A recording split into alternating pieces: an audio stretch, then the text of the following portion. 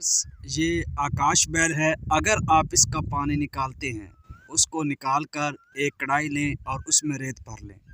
ریت بھرنے کے بعد اس میں آپ لوگ پیالی فٹ کر دیں اور اس پیالی میں آپ کیمون نار جو ہے وہ شنگرف رکھ دیں، اور اس آکاش بیل کا نکالا ہوا پانی آپ اس کے اوپر چویا چویا کر کے ٹپکاتے رہیں۔ جب آپ ٹپکائیں گے، یہ عمل آپ نے روزانہ 8 سے 10 گھنٹے کرنا ہے، اور 6 سے 7 دن کے بعد آپ کی شنگرف بالکل موم ہو جائے گی۔ اگر آپ اس میں کوئی تیلی یا کوئی تنکا ڈالتے ہیں تو اس کے اندر دھنس جائے گا۔ اب یہ شنگرف آپ کی تیار ہو چکی ہے اس آکاش بیل کے پانی سے۔ یہ بیل کا پانی بہت ہی میسر ہے۔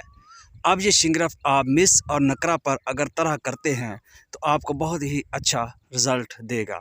تو آکاش بیل یہ بہت ہی ضروری ہے۔ اس کا پانی جو ہے وہ غواصی کرتا ہے شنگرف کو، اور آپ اس سے بہت زیادہ فائدہ لے سکتے ہیں۔ شکریہ۔